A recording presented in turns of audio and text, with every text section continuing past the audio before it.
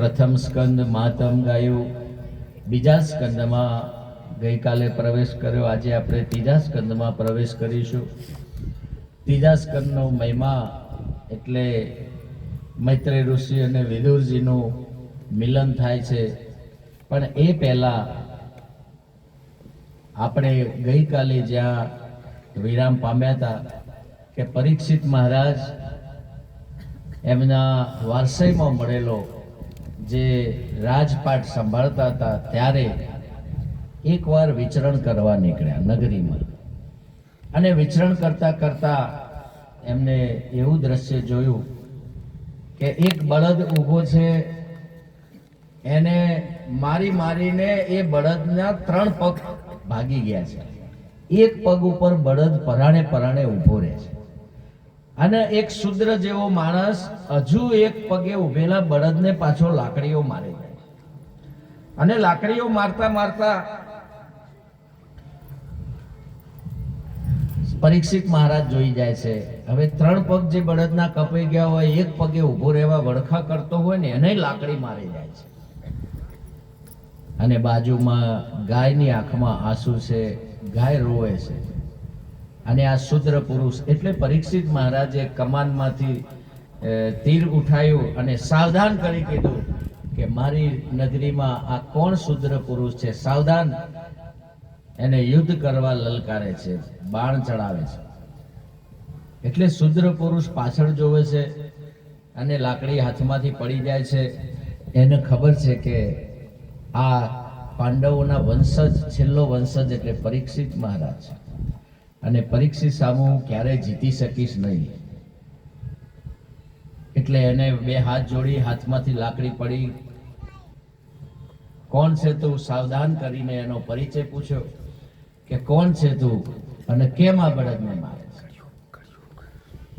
એટલે એ કહે છે કે મહારાજ હું કળી છું, કળી એટલે કળિયુગ છું, અને આ બળદ એ ધર્મનો બળદ છે. એના 3 પગ મેં કાપી નાખ્યા છે, હવે એક પગ ઉપર આ ધર્મ ઉભો રહ્યો છે. સતયુગમાં 4 પગે ધર્મ ચાલતો હતો.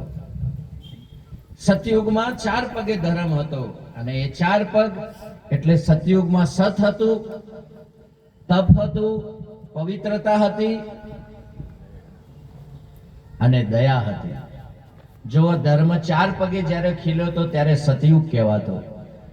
સત હતું, તપ હતું, પવિત્રતા હતી અને દયા હતી. આ 4 પગ ધર્મના છે.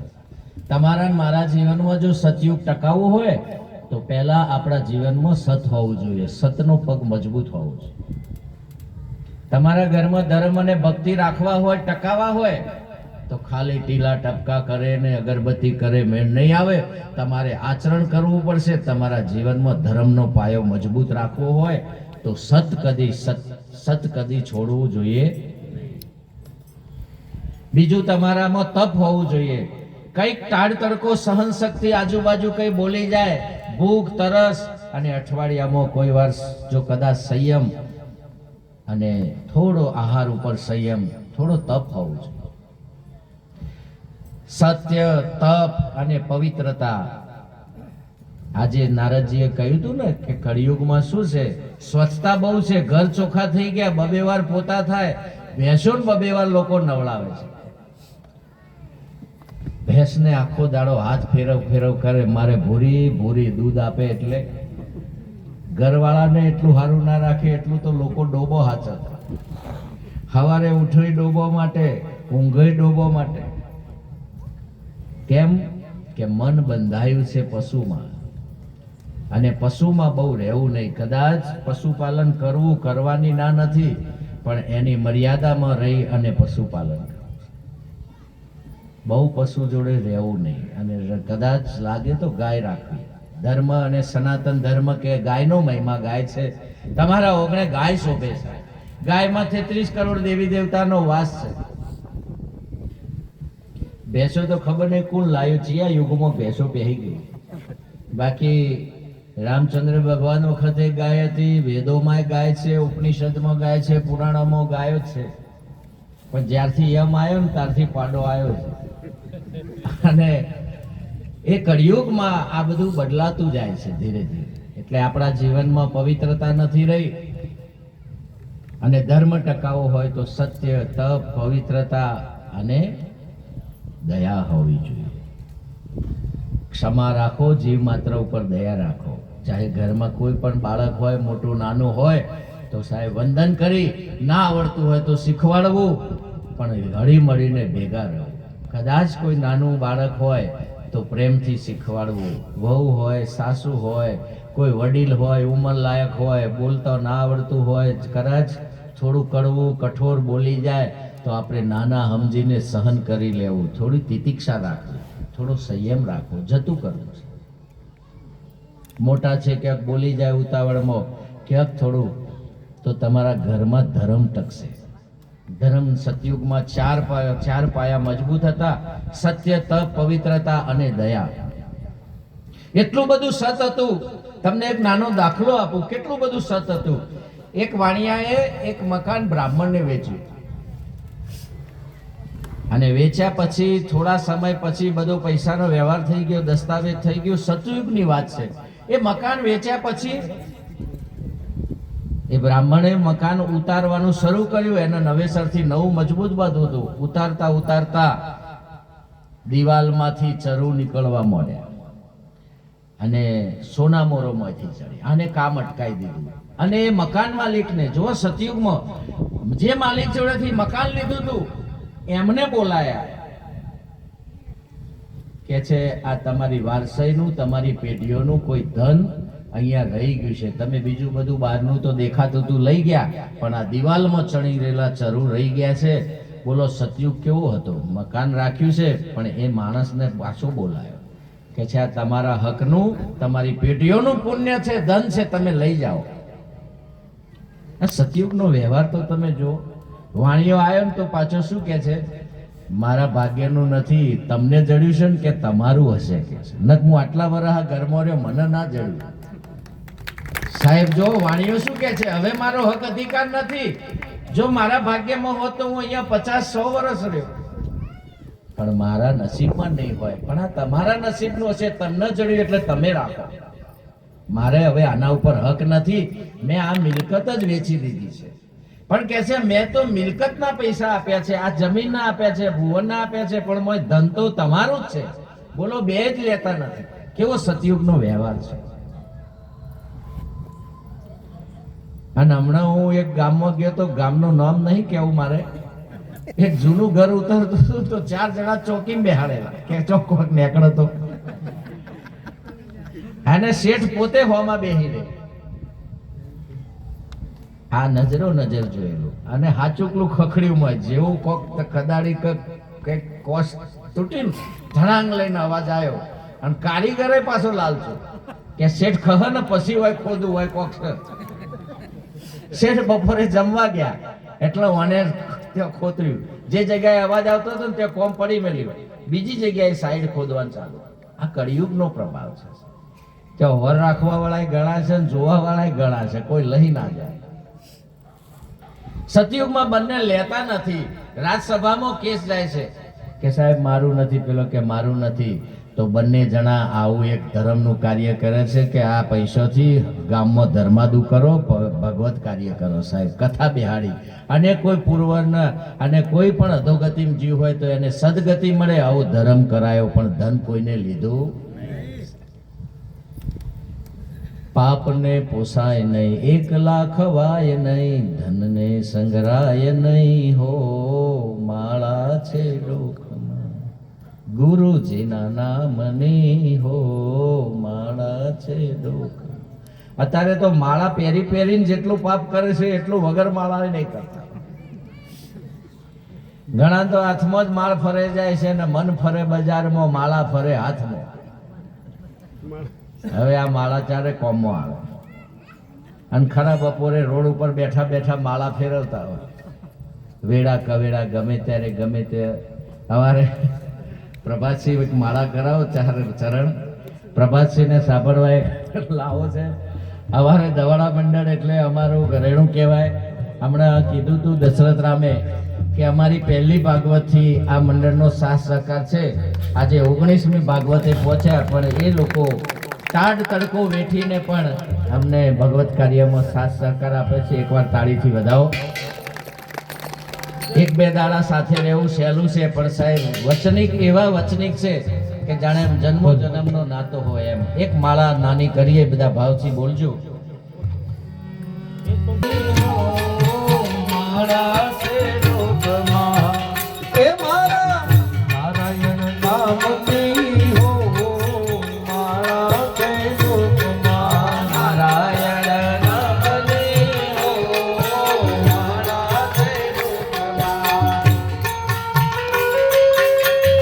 તારી પર તો બે હાથેથી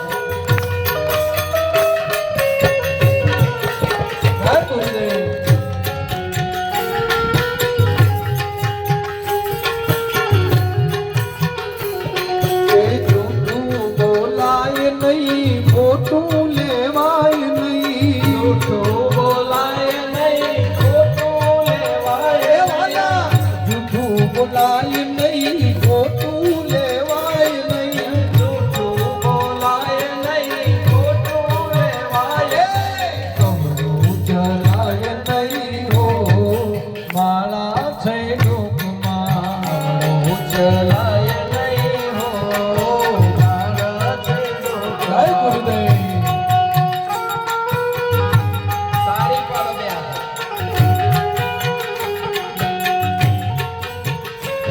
જય દ્વારકાવાળા.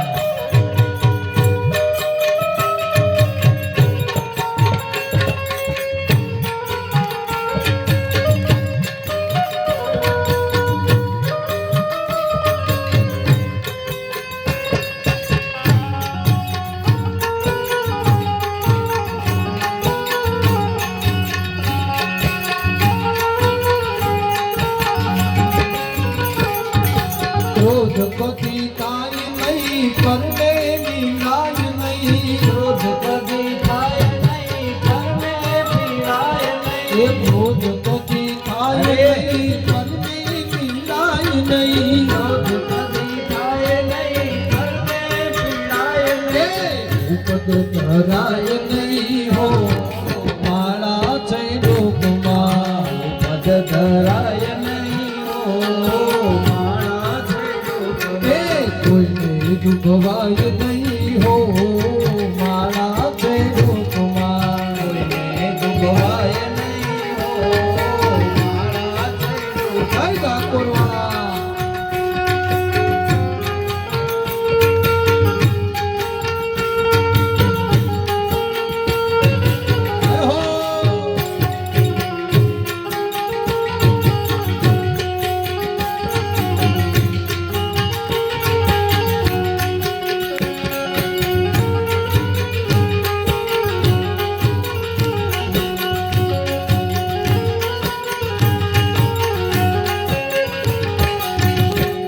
એ પરને પીડાય નહીં, ઉપદ ધરાય નહીં, પરને પીડાય નહીં, ઉપદ ધરાય નહીં, એ પરને પીડાય નહીં, ઉપદ ધરાય નહીં, પરને પીડાય નહીં, ઉપદ ધરાય, વાલા આપને પોસાય નહીં હો, માળા છે લોકમાં, આપને પોસાય નહીં હો, માળા છે લોકમાં, ગુરુજીના નામની હો, માળા છે લોકમાં, ગુરુજીના નામની હો, માળા છે લોકમાં. જય ડાકોરવાળા.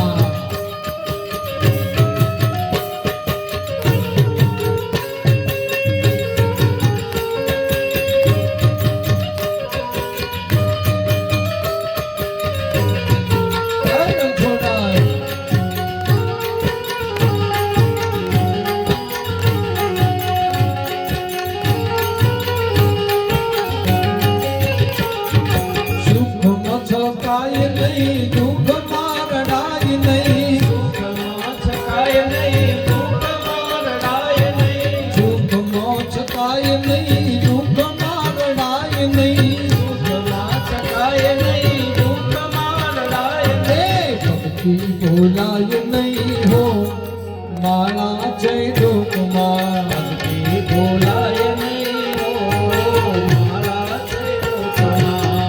ધન સંગ્રાય નહીં, 1 લાખ વાય નહીં. ધન સંગ્રાય નહીં, 1 લાખ વાય નહીં. ધન સંગ્રાય નહીં, 1 લાખ વાય નહીં. ધન સંગ્રાય નહીં, 1 લાખ વાય નહીં. ભેદ રખાય નહીં હો, માળા છે લોકમાં. ભેદ રખાય નહીં હો, માળા છે લોકમાં.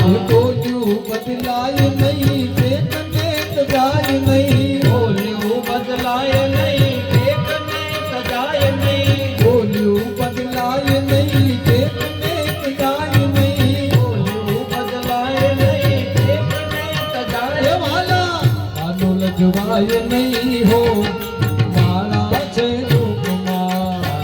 લજવાય નહીં હો, માળા છે લોકમાં. એ હરિહરાનંદ કહે સત્ય નહીં ચુકાય નહીં. હરિહરાનંદ કહે સત્ય નહીં ચુકાય નહીં. નારાયણ વિસરાય નહીં હો, માળા છે લોકમાં. નારાયણ વિસરાય નહીં હો, માળા છે લોકમાં. એ નારાયણ વિસરાય નહીં હો, માળા છે લોકમાં. ભાગવત ભગવાન કી જય. હવે અહીંયા કળિયુગના દર્શન થાય છે. 3 પગ ઉપર ધર્મને એકવાર એમને કહ્યું કે સતયુગમાં સત ગયું, દ્વાપરમાં તપ ગયું, ત્રેતામાં પવિત્રતા ગઈ, હવે ખાલી દયા રહી છે. કળિયુગમાં શું રહ્યું છે? ખાલી થોડી દયા રહી છે. તમે જુઓ લોકોના જીવનમાં તપ નહીં, પવિત્રતા નહીં, સત નહીં. લોકો જરાય જૂઠું બોલતો, જરાય શરમાતા નથી. હમણાં કોઈ બોલતા હોય ને હમણાં કઈ બોલે. એમના લોભ માટે, જમીનના સોદા માટે, વેપાર માટે, ધંધા માટે ગમે ત્યારે ગમે તે બોલી દે. કોઈ દાડો જરાય બીવાતા. પણ હવે ધર્મ એક પગે ટકી રહ્યો છે અને એને પણ પેલો શુદ્ર લાકડીથી મારે છે કે એકવાર જો આ દયા આ જીવ લોકોના જીવનમાંથી દયા નીકળી જાય ને તો મારો બધે હાહાકાર થઈ જાય. કળિયુગ કે છે મારું રાજ થઈ જાય બધા ઉપર. એક પગે ધર્મ ટકી રહ્યો છે. અને કળી ત્યાં મારતો હોય છે બળદને, અને પરીક્ષિત રાજા ત્યાં સાવધાન કરે છે. પણ પરીક્ષિત સામું કે હું જીતી નહીં શકું એટલે એને શું કર્યું? 2 હાથ જોડી દીધા. કે છે મને સતયુગમાં જીવતો રાખ્યો, દ્વાપરમાં, ત્રેતામાં, અને તમારા વડલાઓએ મને જીવતો રાખ્યો છે. મને મારશો નહીં. તમે કહેશો ત્યાં હું રહીશ. કે છે તારે જીવતા રહેવું હોય, જ્યારે 2 હાથ પકડ્યા, જોડ્યા અને પગે પડી ગયો. ક્ષત્રિયનો ધર્મ છે પગે પડેલાને પછી મારતા નથી, એટલે કળિયુગને પગે પડી ગયો. અને કહે છે મને જીવવા દો, મને મારશો નહીં. પણ એને એક સરસ વાત કરી. કે છે કે મારા એક ગુણ સામું તમે જુઓ. ભલે મારા કળિયુગના અવગુણો આટલા બધા છે, પણ મારો એક ગુણ પણ છે. શું ગુણ છે? મારામાં એક ગુણ એવો છે કે કળિયુગમાં ભગવાન જલ્દી મળશે. મને ભગવાને આશીર્વાદ આપ્યો છે કે કળિયુગમાં ભગવાન જલ્દી. સતયુગમાં બહુ કાઠું હતું. તમે જુઓ, દ્વાપરમાં કાઠું, ત્રેતામાં કાઠું. તમે ભગવાનનું નામ ના લઈ શકો, તમે ગ્રંથને અડી ના શકો, તમે અમુક કુળમાં જન્મો તો જ તમે ધર્મની વાત કરી શકો, સાંભળી શકો. બહુ જ કઠિન હતું પહેલા તો. એટલું બધું કઠિન હતું. લોકો માટે આટલો સરળ ધર્મ નહોતો. પણ કળિયુગના પ્રતાપે કળિયુગને એક ગુણ કીધો કે મારા સમયમાં ધર્મ વધશે અને ભગવાનના દર્શન જલ્દી થશે. કે જે કસોટીઓ દ્વાપરમાં, સતયુગમાં, ત્રેતામાં હતી એવી કળિયુગમાં કસોટી નથી. એટલે કળિયુગને કીધું કે મારો આ ગુણ છે. આજે તમે હું ભાગ્યશાળી છીએ, એવા સમયમાં છીએ કે ભક્તિ સહેલી છે. અત્યારે બોલો તમારી ભક્તિ સહેલી છે કે કાઠી છે? બોલો જ ખરા, બોલો જ ખરા. આ બાજુ બોલતા જ નહીં છે કે શું દુઃખ પડ્યું છે ને, એટલો બધો ત્રાસ ગુજાર્યો છે ને કે હવે બોલી શકતા નહીં. કશી કે બોલાય એવા રાખ્યા નહીં. હું પહેલા દાડથી કહું છું બોલો, પણ અવાજ જ આવતો નથી. તો સતયુગમાં સુગમ બતાવ્યો ધર્મ, ભક્તિ, તમે નહીં માનો, પહેલા જેવું કર્મકાંડ, ઉપાસના, બહુ સંયમ, સાધના, તપશ્ચર્યા બહુ હતી. ભૂખે રહેવાનું, વન જવાનું. ક્યારે તો તમને ગુરુ મળે, કેટલું બધું તમને વાતય ના કરે, તમને બેહવાય ના દે, આમ ગેટની બહાર રાખે, ત્યારે ગુરુના દર્શન પણ ના થાય. સદગુરુ કોઈ સંત નીકળતા હોય તો પ્રજાને આમ ઓઠા લેવા પડતા. પણ આજે સહેલું છે. આજે તમે જેમ કહો એમ તમને ધર્મ જલ્દી મળી જાય, ભક્તિ જલ્દી મળી જાય, એવી ભગવાને કૃપા કરી. એટલે પરીક્ષિત મહારાજે જીવતો રાખ્યો. પણ કે છે મારી નગરીમાં નહીં, તો તારે અહીંયા ક્યાંય નહીં રહેવાનું, કેમ કે તારામાં અવગુણો પણ બહુ છે. એટલે એને દૂર કર્યો. દૂર કરીને કહ્યું કે પણ હું ક્યાં જઉં, બધે તમારું જ રાજ્ય છે. હાલ તમે આખી ભૂમિમાં તમે જ રાજા છો. હવે હું જઉં તો ક્યાં જઉં, જ્યાં જઉં ત્યાં તમારું જ રાજ છે. પણ એને 4 જગ્યાએ સ્થાન માગી લીધા. એ 4 સ્થાન યાદ રાખજો, જો તમારા ઘરમાં કળિયુગ ના પહેરી જાય. પરીક્ષિત રાજાએ એને પ્રમાણિત કર્યા છે કળિયુગને રહેવા માટે. તમારા ઘરમાં કળિયુગ છે કે નહીં, આજે તમને હું ચાવી આપું છું, ખોરી કાઢજો. અને કળિયુગ કાઢવાનો રસ્તો પણ આપી દઉં છું કે જો પહેરી ગયો હોય કળિયુગ ઘરમાં, તો એ કળિયુગ કાઢવાની ચાવી આજે લેતા જજો. લઈ જવી છે ને? બોલો ખરા. હવે અરે બોલે ઉઠાવ. કળિયુગ થી કંટાળેલા. આ કળિયુગ ને ઓળખવાનો તમને આજે માર્ગ બતાવું કે કળિયુગ ક્યાં હોય, કેવી રીતે રહેતો હોય છે, અને તમારા ઘરમાં છે કે નહીં. આજે જે તમને દિવ્ય જ્ઞાન આપી છે, જ્ઞાનથી તમે જાણી શકશો કે મારા ઘરમાં કળિયુગ છે કે નહીં. એવું લેક્ટોમીટર આપીશ, એવું માપદંડ આપીશ કે એ સાધન મૂકવાથી ખબર પડી જાય ઘરમાં કળિયુગ છે કે નહીં. એ વખતે 4 સ્થાન કળિયુગને આપ્યા છે કે હું આ 4 જગ્યાએ રહીશ. પહેલું કળિયુગે સ્થાન, કળિયુગને કયું સ્થાન આપ્યું ખબર છે? ધ્રુતપાન. જે ઘરમાં મદિરાપાન થતું હોય એ ઘરમાં વગર આમંત્રણે કળિયુગ હંગાથ આવે ને. જે ઘરમાં નશો હોય, જેના જીવનમાં મદિરાપાન હોય, તમારે આમંત્રણ આપવું ના પડે, એ ઘરમાં કંકાસ ને કંકાસ, રગડા ટગડા, જે ઘરમાં વ્યસન થતું હોય, મદિરાપાન થતું હોય, સાહેબ એનું ભુવન ગમે એટલું મોટું હોય, પણ જો મદિરાપાન કરતો હશે તો એના માથે કળિયુગ ચડેલો જ રહેશે. ગમે ત્યારે ગમે તે સાથે રાક્ષસી વર્તન કરે ને, કેમ કે એમાં કળિયુગનો પ્રવેશ કરેલો છે. એક તો કે હું મદિરાપાનમાં રહીશ. ખોરી કાઢજો. ઘરમાં જો આવું બધું કોઈ કરતું હોય ને, તો આ કળિયુગ કાઢવાનો તમને ચાન્સ આપું છું, તમને ચાવી આપું છું. અને શાસ્ત્ર એવું કહે છે એ ના જાય તો તમે ઈજી બહાર જતા રહેજો, પણ કળિયુગના ભેગું રહેતા નહીં. આ ભાગવતમાં તમને બતાવે છે કે એક તો મદિરાપાન થતું હોય, બીજું સ્થાન માંસાહાર, જ્યાં મરેલું મારેલું ખવાતું હોય, અને બાળકો અને નારીઓને જો મરેલું મારેલું માંસાહાર ખવડાવતા હોય તો તમારા જીવનમાં કળિયુગ આવે ને. જાણે અજાણે જો કદાચ મરેલું મારેલું ખવાતું હોય તો કળિયુગ કહે છે જે ઘરમાં આવું ચાલતું હશે ને, માંસાહાર અને મદિરાપાન, ત્યાં હું એના માથા ચડી જાય અને એની વાણી ઉપર પેસી જાય, એની બુદ્ધિ ઉપર રાજ કરે, અને તમને આખા ઘરને સાહેબ માથે લે. તમે જોજો એક દારૂડિયો દારૂ પી જાય તો મહેલો માથે લે, ઘર માથે લે, બોલો માથે લે કે નહીં. અને પાછો એ દાળ કોઈનાથી ના બીવાય. આઈ જો કે ગમે હોય તો, જેમ કે કાળ ચડી ગયો, એનામાં કળિયુગ પહેરી ગયું છે. અને જો ઉતરી જાય ને તો કળિયુગ જતો રહે, પછી તો ચૂપચાપ એવો હેડે ને તે સીધો થઈ જાય. અને પીધા પછી કાળનો એ કાળ બની જાય છે. પછી તો અમે પોલીસ હોય તો એ પછી ગોઠે, પછી ઉતર્યા પછી ભલે ગમે તેમ મારે. અમારે પીએસઆઈ મિત્ર હતા, મને કીધું આ દારૂડિયા પકડી લઈ જઈને શું કરો? એટલે કે અમે પહેલા તો લઈ જવા માંગતા જ નહીં, ચંકા એક આછી રાત અમારી બગાડે કે અગાટા અમને ગાળ્યો દે, જેલમાં પૂર્યા હોય તોય બોલ. એટલે પહેલા તો અમે પૂરો પોલીસ હમણાંથી કંટાળી, અને કદાચ લઈ જાય ને તો પહેલા તો એને ઉતારવાની દવા કરવી પડે, અને બહુ ના ગોઠે ને તો પછી એવી રિમાન્ડ લઈએ ને સહન થાય, ના સહન થાય પછી કે ધૂણે, ઘણા દારૂડિયા ધૂણે પછી કે હું ગોગો આવ્યો.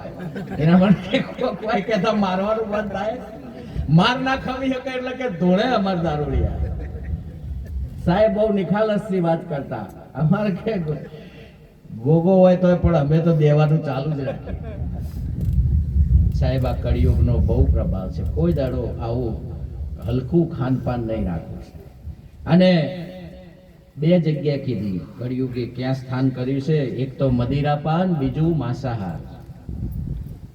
ચેક કરવાનું તમને માપદંડ આવું છું. અને આ શાસ્ત્રમાં પ્રમાણિત કરેલું છે કે અહીંયા ભગવાન પણ મારું કઈ નહીં બગાડી શકે, હું અહીંયા રહીશ, એને માન્યતા મળેલી છે. એક મદિરાપાન, એક માંસાહાર, ત્રીજું જુગાર. હક અધિકાર વગરનું જેને ભેગું કર્યું હોય, ચોરી, છળ, કપટ, જેને વિશ્વાસઘાત કર્યો હોય, દગો પ્રપંચ કરીને જેને ગરીબ લાચારનું ભેગું કર્યું હોય, એના ઘરમાં કળિયુગ હોય ને. આ ત્રીજું સ્થાન કળિયુગે માગ્યું. પરીક્ષિતે કીધું જા રહેજે તું તાર. 3 જગ્યા. અને ચોથું વ્યભિચાર. જે ઘરમાં નારીની આંખમાં આંસુ આવતા હોય, જે ઘરમાં નારી ઉપર અત્યાચાર થતો હોય, કોઈ મદિરાપાન કરીને મારઝૂડ કરતું હોય કે શબ્દોથી કોઈ અપમાન કરતું હોય, કોઈ ઘરમાં સ્ત્રીને જો દિવસમાં આંસુ આવતા હોય તમારા વાણી વર્તન વ્યવહારથી, તો તમારા ઘરમાં શાંતિ કે ભગવાન કદી આવશે? સુખ શાંતિ નહીં આવે. જે ઘરમાં નારીના, હમણાં ભજનમાં ગાયું તું મહારાજે, જે ઘેર નારીના સન્માન તે ઘેર આવે છે ભગવાન. સાહેબ એટલી મર્યાદા રાખજો. જગતમાં જે કરવું હોય કરજો, પણ ઘરમાં કોઈ દાડો, ઘરમાં વડીલ વયોવૃદ્ધ માતા હોય, ભાભી હોય કે દીકરી હોય કે પત્ની હોય, નારીનું કોઈ દાડ વાણી વર્તન વ્યવહારથી કોઈ દાડો અપમાન ના કરો. કોઈ દાડો એની આંખમાં આંસુ લાવતા, નહીંતર કદી સુખ આવશે? તમે કન્યા વિદાયનો હું પ્રસંગ કાયમ ભાગવત આ વ્યાસપીઠ ઉપર કેમ બેઠવાનું થયું, એનો એક મોટો વિશેષ એક અમારો, મેં જે સમાજમાં બહુ નાના, મેં જે બાળપણ જોયું છે, અને બાળપણમાં મેં જે સમાજમાં નારી પ્રત્યે અત્યાચાર જોયા છે. સાહેબ ઢોરો મારણ એમ ઘણા દારૂ પીને કે ગમે તે ક્રોધમાં આવીને કે સાહેબ ઢોર કરતા પણ બદતર હાથ ઉપાડતા હોય છે. અને બહુ ત્રાહિમામ હોય છે. ઘણાના હાથ પગ ભાગી જાય, ઘણા દાખલ કરવા. હમણાં અમદાવાદમાં એવા કેસ આવે છે કે પોલીસ પણ કંટાળી ગઈ છે. એટલું મારઝોડ, એટલું નારી ઉપર અત્યાચાર. જ્યાં ધર્મ નથી ને, જ્યાં અધર્મ વધી ગયો છે, ત્યાં નારી ઉપર બહુ અત્યાચાર થાય છે. આ તો હજુ સનાતન ધર્મની વાતો સાંભળીને, આ ભાગવત કથા સાંભળ્યા પછી જેટલા સાંભળે છે અહીંયા બેઠા બેઠા કે ઘેર ઓભળતા હોય, પણ સાહેબ ભાગવત સાંભળ્યા પછી તમારા ઘરમાં ધર્મનું સ્થાપન કરજો અને આ અત્યાચાર બંધ કરી દેજો. કદાચ આજ સુધી કર્યા હોય તો આમાં આહુતિ આપી દેજો કે આ હાથથી આજ સુધી પાપ થયા છે એને અહીંયા મૂકી દઉં છું, અને આજ પછી આ હાથ મારો નારી ઉપર ઉપડશે નહીં. સાહેબ એવા પ્રણ લેજો તો તમે ભાગવતનું ફળ લઈને ગયા કહેવાય. આજ પછી આ હાથ કોઈ દાડો કોઈ નારી ઉપર નહીં ઉપડે. આ વાણી વર્તન વ્યવહાર કેવું રત્ન તમને આપે છે સાહેબ. કોઈ પિતા કોઈ દાડો દીકરી કોઈને ના આપે. પોળાનો કાળજાનો કટકો, અને સમાજની સાક્ષીએ, ધર્મની સાક્ષીએ, બ્રાહ્મણની સાક્ષીએ, વેદની સાક્ષીએ સાહેબ તમને કોઈએ કન્યાદાન કર્યું હોય, કોઈએ તમને આવું, તમને કેવું કમળ જેવું, ગુલાબ જેવું, ફૂલ જેવી દીકરી તમને તમારો ગ્રસ્થાશ્રમ શોભાવવા માટે અને તમારા જીવનમાં ધર્મ અને તમારું ઘર અને તમારું કુળ વધારવા માટે કોઈને કન્યાદાન કર્યું છે. કન્યાદાનનો તમે પર્વ જોજો. તમે સાહેબ કન્યા વિદાય થતી હોય ને, એક પિતા પોતાની આવક કરતો 70% વધુ નાણું ખર્ચીને દીકરીને વધુ કાર્યવાર આપે, અવસર મોટો કરે, સગા સંબંધીઓને તેડાવે, આશીર્વાદ લે કે મારી દીકરી સુખી થાય. કેટલું બધું પિતા મહિના 6 મહિનાથી ઓર કરે, મંડપ રોપાવે, મોજમાં બેસીને બધો વ્યવહાર કરે, દીકરીને સુખી જોવા માટે કેટલું આદર આવે. અરે તમારે જાનમાં આવેલા તમામને વેવાઈ જેટલું માન આપે, સન્માન આપે છે, અને એટલું બધું ધન ખર્ચે કે દીકરી સુખી થાય. અને જ્યારે ગોદરે વળાવતા ગામડામાં તો પહેલા ગોદરે વળાવવા જાય, આખા તમામ ગામના લોકો દીકરીને આશીર્વાદ આપે, દીકરી બધાને મળે અને રડે. કેવી સંસ્કૃતિ આપણી. હવે તો સંસ્કૃતિનો લોપ થતો જાય છે. હવે કોઈ રોતુંય નહીં, ખબર નહીં ચોક રોતા હોય. ન કે અમે તો જે ગણેશ સ્થાપન જોયેલું ને સાહેબ, જે દાર ગણેશ બેહાડે એ દારથી દીકરીના આંસુ ચાલુ થઈ જાય છે. એને હરખ દેવું દેખાય નહીં, એની આંખમાં આંસુ જ હોય. કેમ કે આ જે કુટુંબમાં જેને 20-20 વર્ષ કાઢ્યા છે, માતા પિતાનો જે આજીવન ત્યાગ થવાનો છે, હવે મારો હક અધિકાર નહીં રહે. અને પારકાને પોતાના કરવા ખબર નહીં, પહેલાં તો આવું કંઈ હતું જ નહીં કે સામે કેવું છે, શું છે, દુનિયા કેવી છે, આખું એક અજાણ્યા દેશમાં પ્રવેશ કરવાનું એટલે દીકરી માટે બહુ પડકારરૂપ હોય. ગણેશ બેહાડે ત્યારથી એની આંખમાં આંસુ, પીઠી ચોરાય કે ગમે તે પ્રસંગ થાય છે, છેલ્લે સુધી એટલું કરુણ હૃદય સાહેબ. દીકરીને વિદાય વખતે તમે જુઓ તો ચોધાર આંસુએ આમ ચિકારો પાડતી હોય. વિદાય એ અદ્ભુત દ્રશ્ય છે. અને આખું ગામ મળે ગામના ગોદરે, પણ જ્યારે એની નજર કોને ખોળતી હોય ખબર છે? દીકરી એના બાપને ખોળતી હોય કે જેને મારા માટે આટલું કર્યું છે એને એકવાર મળી ગયું. આજ સુધી ઘણું બધું માગ્યું મેં, ઘણું બધું તમારું, હવે આજથી મારું માગવાનું બંધ થશે, હવે એકવાર મળી લઉં કે છે, હવે એકવાર મળી લઉં. અને સાહેબ આખું ગામ મળે અને પિતા મળે. અને એ કેમેરામાં દ્રશ્ય તમે જોજો કે જ્યારે પિતા અને દીકરી મળે કન્યા વિદાયમાં ગામના ગોદરે, અને એ વખતે દીકરી અને પિતા સમજી જાય છે કે હવે મારું દાન થઈ ગયું છે, હવે મારો હક અધિકાર આ ગામમાં, આ ઘરમાં કે આ પરિવારમાં નથી. હવે પ્રાણ હાટે પણ પિતા હું તમારો ધર્મ બજાવીશ કે છે, તમારી આબરૂ રાખીશ. એ બોલાતું નથી પણ દીકરી સમજી જાય છે કે હવે પ્રાણ જશે પણ તમારી આબરૂ જશે. આજે માતાઓ કેટલી માથે ઓઢીને બેઠી છે, એ મા બાપની સાહેબ લાજ રાખીને બેઠી છે. આને લાજ રાખી કહેવાય. એકવાર તાળીથી બજાવો. આના કોઈ ક્લાસ કે આના કોઈ કહેતું નથી ખોટો, પણ એની ખાનદાની એવી છે, એના સંસ્કાર એવા છે કે માથેથી પડવા જ ના, એને ફાવે જ નહીં ઉગાવે. અને આવી આપણી શ્રેષ્ઠ સંસ્કૃતિ. અને સાહેબ એ વિદાય થાય, કન્યા વિદાય પછી સામે જે મળ્યું એ રાક્ષસ જેવું મળે, ગમે તેવું મળે. પછી દીકરી માથે શેડો રાખીને સાહેબ 2-5 વર્ષે ઘેર આવે ને તો કોઈ દાડ મા બાપને દુઃખ થાય એવું ના કે. ભલે ત્યાં દુઃખ હોય તો કે છે કે હવે મા બાપને દુઃખ થાય એવું કહેવું, મારે બધું સારું છે કે છે.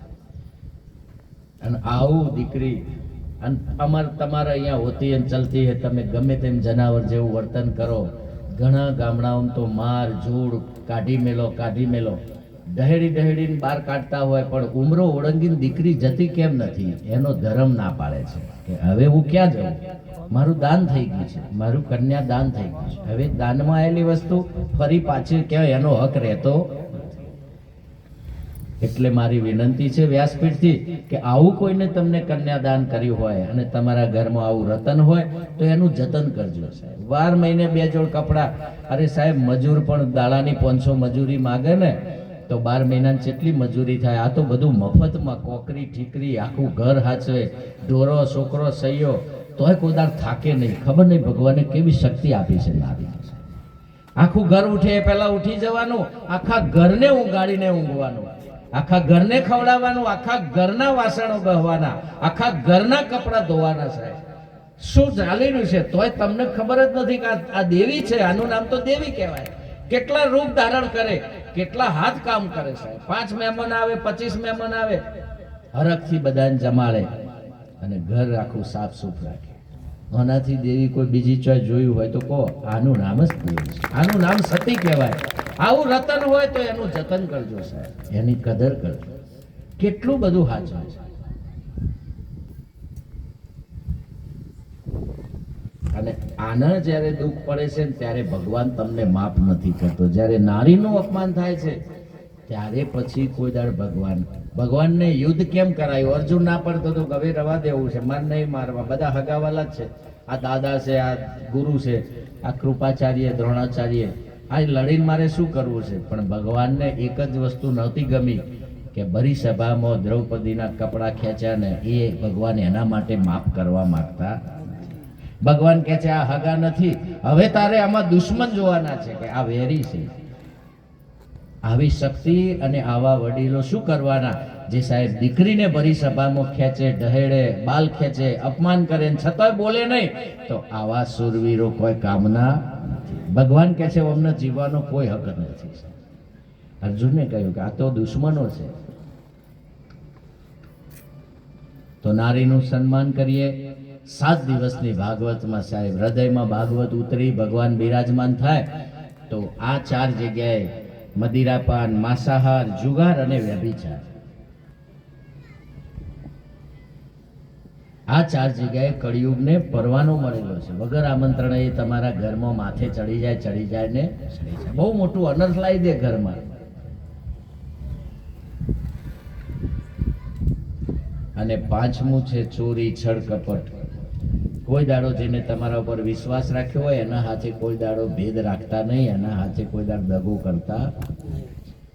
આ 5 વસ્તુ જ્યારે દારૂ, જુગાર, ચોરી, જ્વારી, મોસાહાર, આ 5 વિષયો જો કદાચ જો તમે કાઢી નાખો ને તો તમારામાં હાલ દેવત્વ, તમારા ઘરમાં સતયુગ હાલ આવે છે.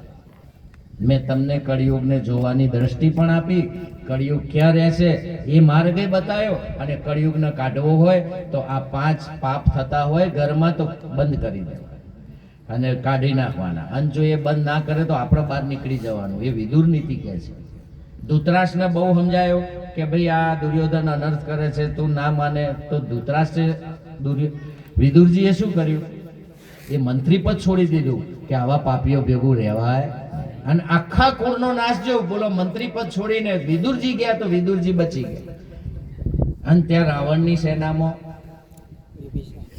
વિભીષણજીએ ભય પાપી હતો, વ્યભિચારી હતો, કોઈની બૈરી ઘરમાં લાઈન પૂરી કાઢીને કહેશે હવે પાછી ના આપું, આખું ઘર કહેશે આપી દે આપી દે, તો એ માનતો નથી. તો આવા પાપીના ભેગું વિભીષણે ના પાડી કે આના ભેગું ના રહે. બીજું બધું પાપ તો આપણે સહન કરતા હતા, પણ આને તો હદ મેલી.